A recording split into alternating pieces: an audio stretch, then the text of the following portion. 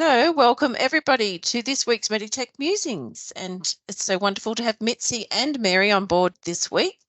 We've got quite a few scenarios to get through this week, and just looking at our Facebook group, I have posted some scenarios here which we'll go through today.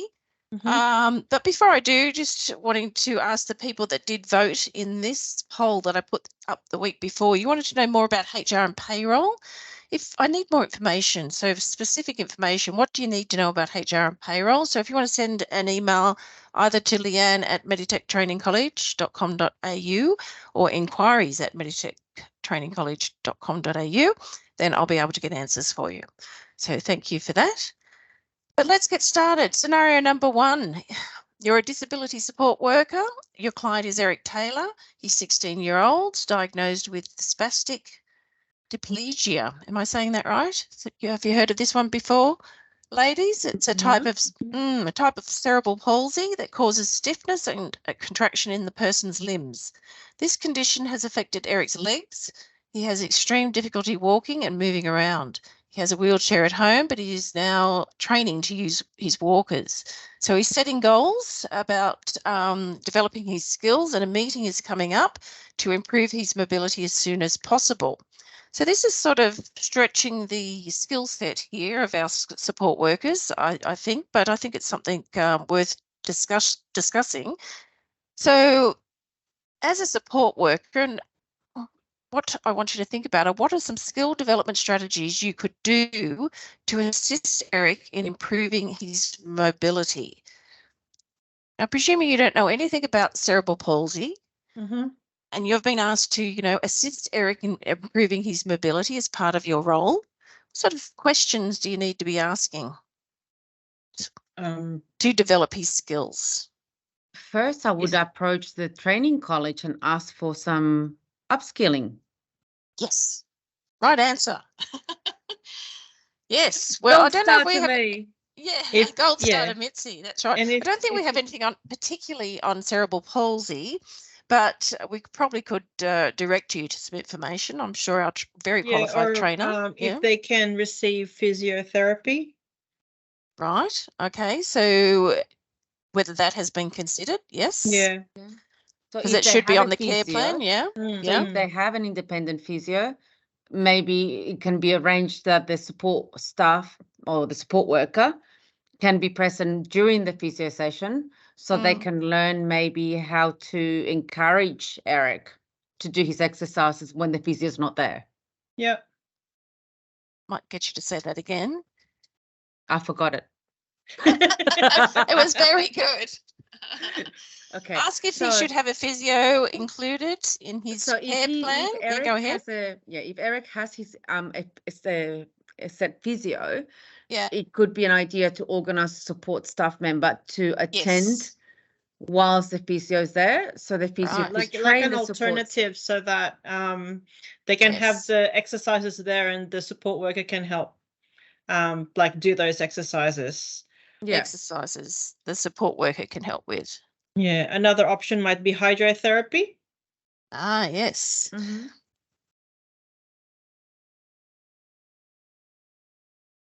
And what other sort of conditions have you seen benefited from physio and hydrotherapy that makes you think about that?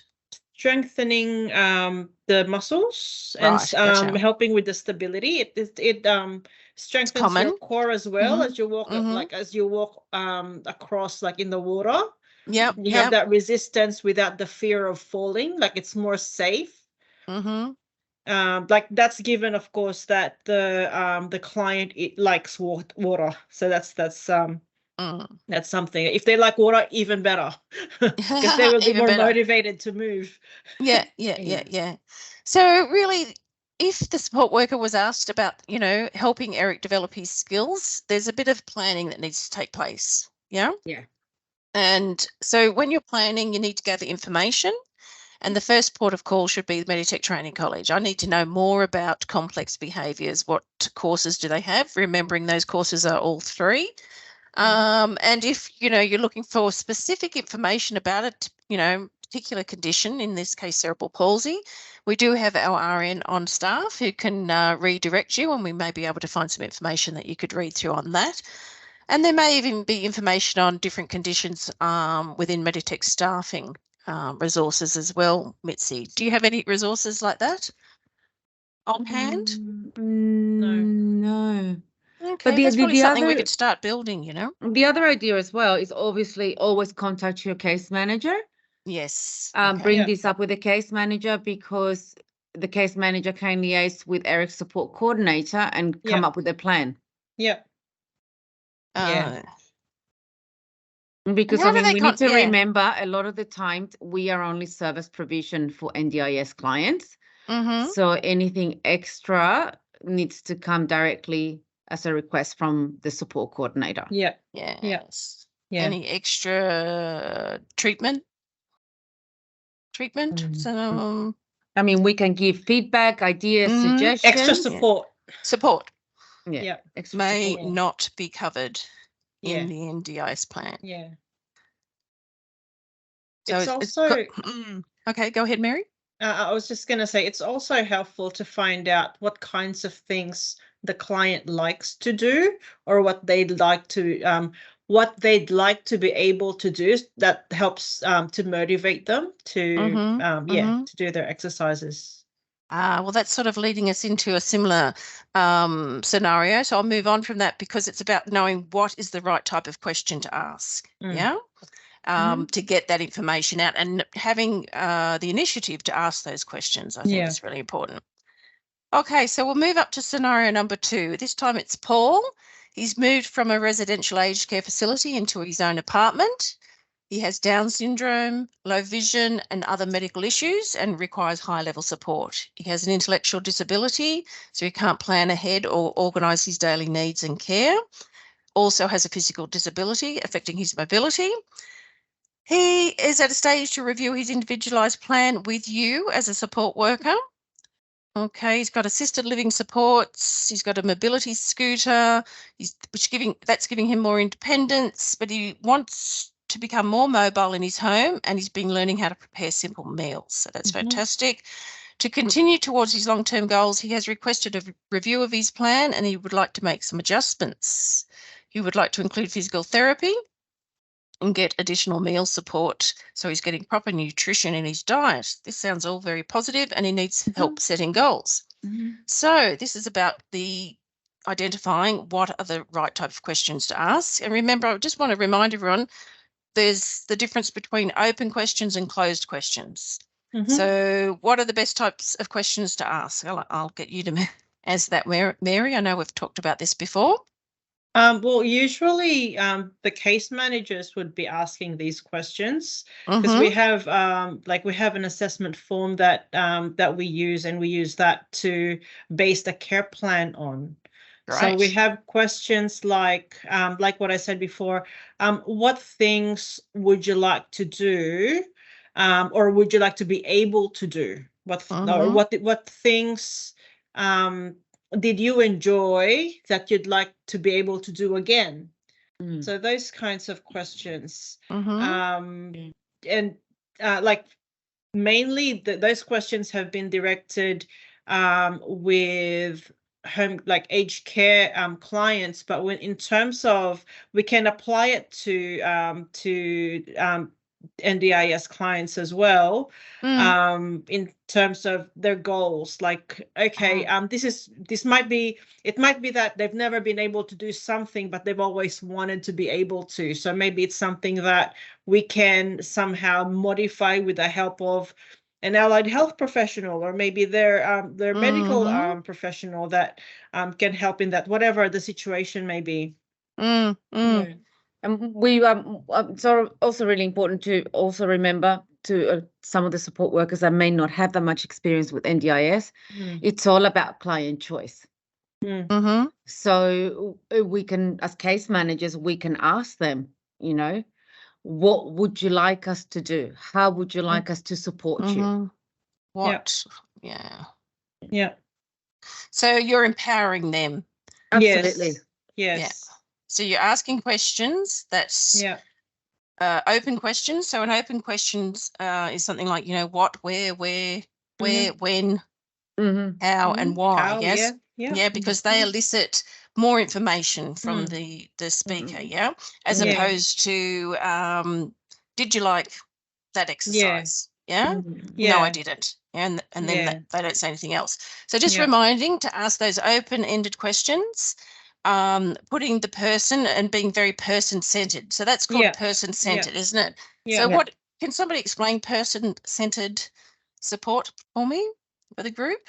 So it's all about taking into account the person that you're talking to, the client, and putting them in the center. Like it's their choice. It's according to their abilities, or according to their wishes. It's always taking into account what they would like to do and how they'd like to do it.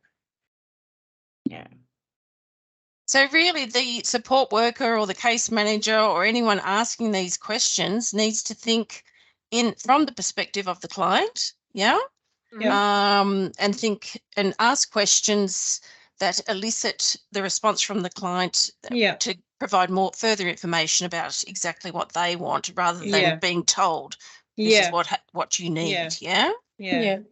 And also remembering that the client, may want to do something or like to do something that could pose a risk to them.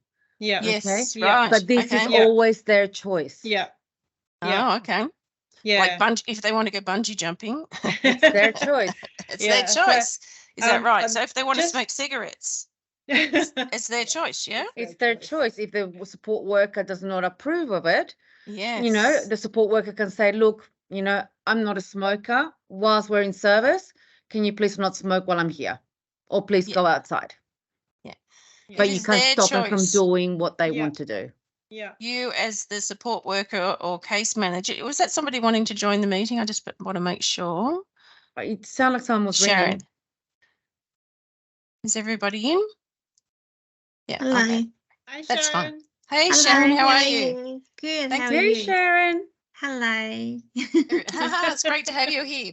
So Yeah, I go to the wrong line. I go to the no. after 14 days. All right. Well, maybe that's where all our students are. No. Hopefully they'll be listening to this.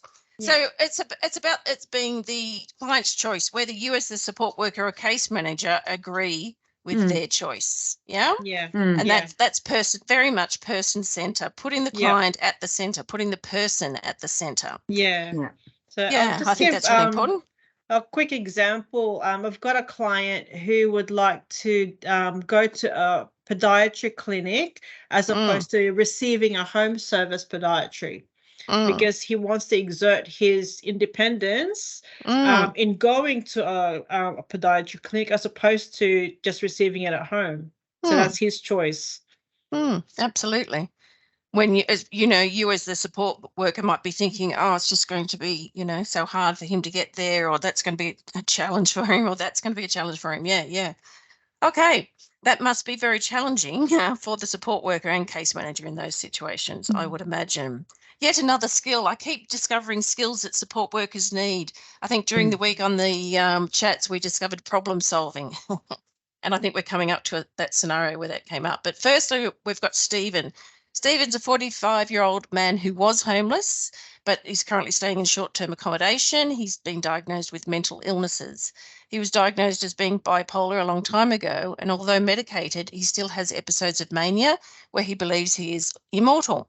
He has had ongoing issues with gambling to the extent that he is now under a financial guardianship. So first question, how can you support Stephen to express his own identity and preferences whilst avoiding your own values and attitudes? It's quite a complex question, isn't it? I'm presuming your own values and attitudes could be, gambling. He shouldn't be gambling, especially, given his financial situation. Could be that you don't understand mental illness or have no experience of mental illness, potentially. Mary? I would say self-assessment, like before you voice your own opinion, you have to check yourself and just ask yourself, okay, is this my opinion, or is this the client's like safety, for example, or is this the client's well-being? So just having like checking yourself, am I exerting myself onto this client's space in terms of mental space? Am I trying to influence the client to be on my belief kind of thing, like forcing my belief on him, or am I trying to help him so that he doesn't go overboard in whatever it is he's doing? Like, for example, he might be gambling his house away or something like that. Yeah, so it's a matter of, okay, what's my motivation in saying this?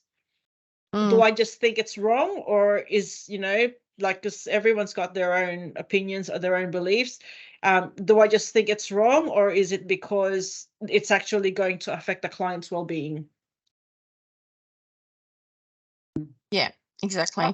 I would add as well, because I mean, it doesn't say that. So from reading the scenario, okay, it doesn't say anyway that he has any cognitive or any other issues.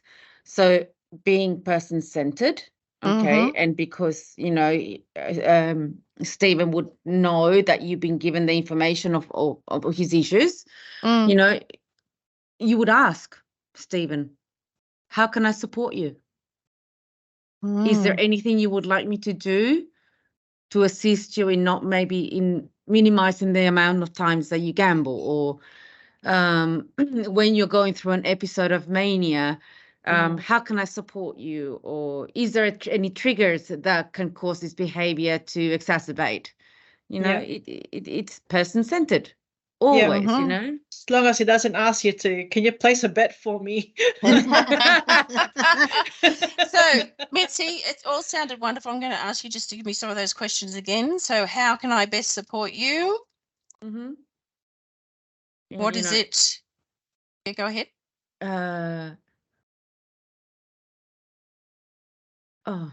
I forgot. What is it you need? I know they're so good. I just can't type quick enough. Anyway, hopefully people are listening. What is it you need assistance with? I'll come back and type some more once I've how can I recording. support you? Are there any triggers, Yes.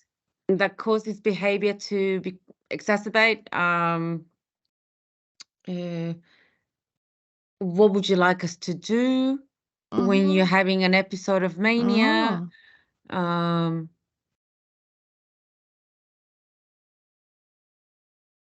Mania episode. Yeah. Okay. That's it. That's it. So that's focusing on the person-centered questions again. Yeah. Instead of, perhaps you shouldn't be gambling, or, I'm a bit, I don't know, I'm not going to take you up, up to the this TAB is like or a whatever. 45-year-old man that doesn't want to be, lectured. He's probably well aware of his condition and his issues. Situation. Yeah. Yeah. So, it's probably just, you would empower him by asking him, what would you like me to do? How would you like me to support you? Yeah. Because you are there to support him. Exactly. And it's always his choice. Always. Right or wrong, it's his choice. Always his choice. I love it. I just need to learn to type quicker. That's fantastic, both of you. Wonderful. Sharon, any comments? It's a tricky one.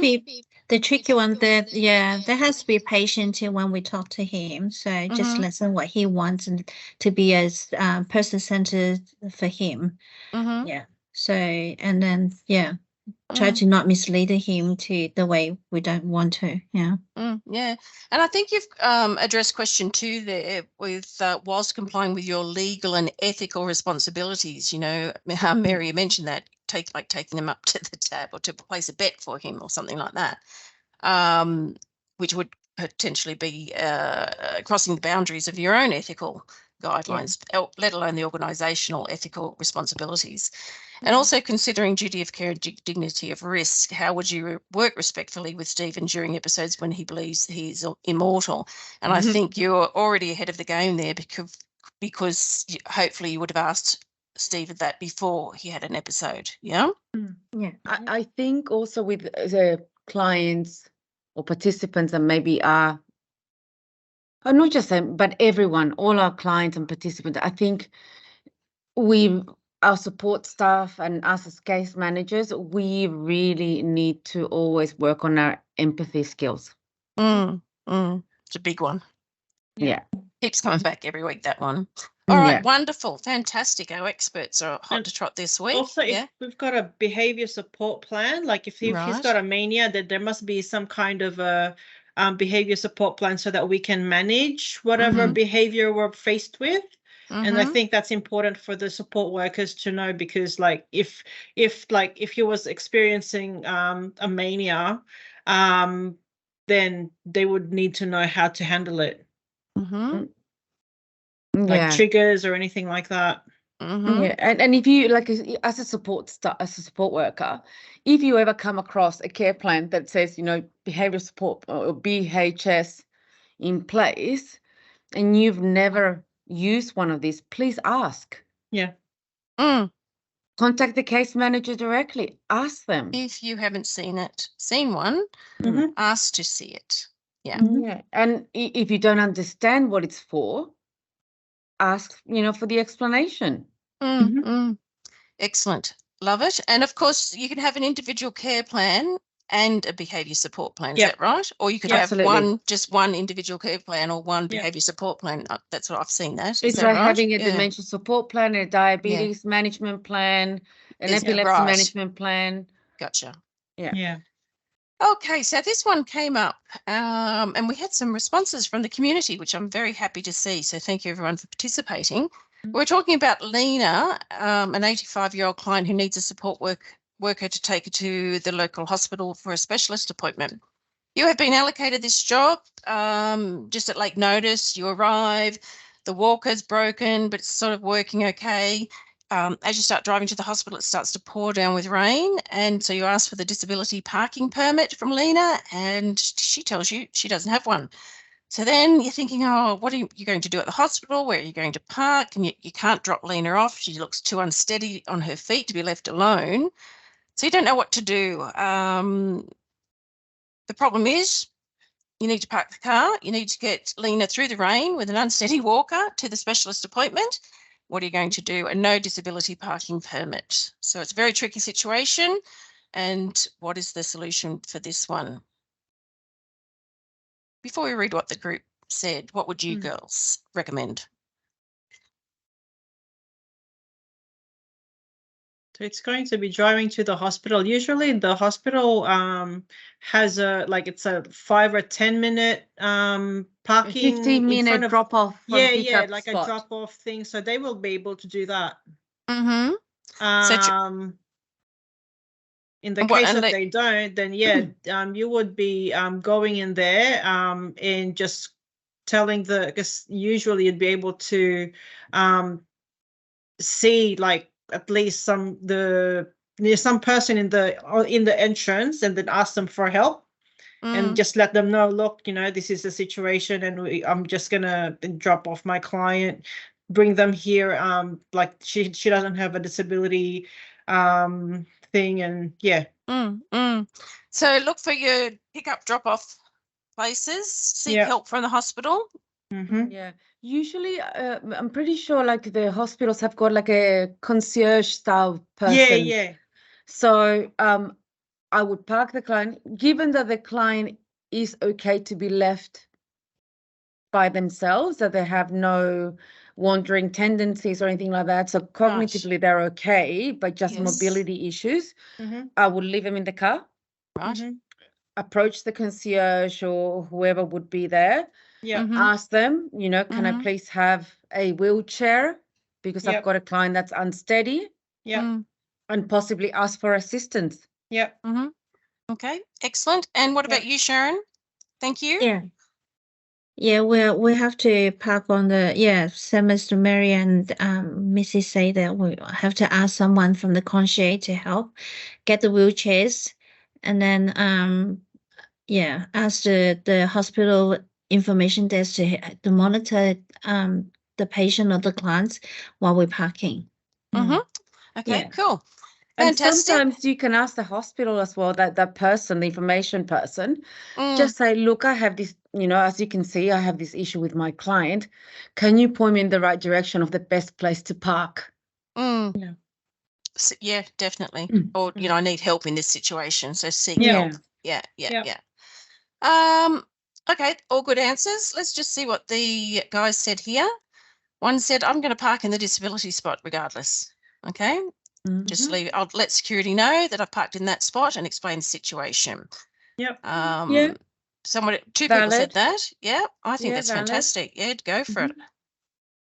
It's more important to get the client, support the client into the hospital, and then tell the case manager about the broken walker. Proactive. Absolutely. Yeah, beautiful. Report. Yeah, or fix it. If it can't be fixed, purchase a new one. And document everything. Isn't that perfect? Yes. Timothy, document. 10 gold stars today, Timothy. Yeah, Awesome. absolutely. We're loving that. It's a bit of problem solving there, thinking quickly, thinking on his feet there. And of course, writing it down. So that's fantastic. Reporting it. Very I think important. a really good skill for support workers to develop. Okay, yes, you've been given instructions. This is what you're meant to be doing. But, things never go according to plan. Be adaptable. So I think, one, be adaptable and focus on solutions. Don't focus on the problem. Yes. Just focus on how you can actually solve it. It may not be the ideal solution, but it may be okay to make it better at the time that it's happened. Absolutely. And be solutions focused. I love that too. And that, and that's about looking for answers. Keep looking for answers. Yeah. Okay. And lastly, Carolyn said she would leave a note on the windscreen explaining that all the situation. Before she left, she would have tried to fix the walker. I love that. Love that. So, how many support workers out there are carrying around little screwdrivers in their back pocket? Maybe it's a good idea to have one in the car. If Lena was you never know. Because really those walkers, they wouldn't be that complex. It probably is a screw, loose screw or something like that. Yeah. Actually, you know what? You just that actually gives me a good idea for a support worker kit as part of their induction. With some merchandise. Bit of merch. Have a little basic tool pack, Yeah. to love it. tighten the walker, maybe some sticky tapes if something's loose. Do you know what I mean? Like a little emergency pack. Yes, love it. And we'll certainly talk about that one after this webinar. So that was Carolyn. Thank you, Carolyn. Loved her proactive approach there. And she said sometimes things are just an easy fix. So she's definitely a problem solver there. Well done, Carolyn. So that's absolutely fantastic. They're all the scenarios this week. They were quite intense this week. I put you girls on the spot, didn't I? That's your thinking, and you were very receptive with very helpful and valuable answers that we can now share with this community. So this is recorded. I will put the recording up in the group as I always do, and I think that's it for another week. So thank you, everybody.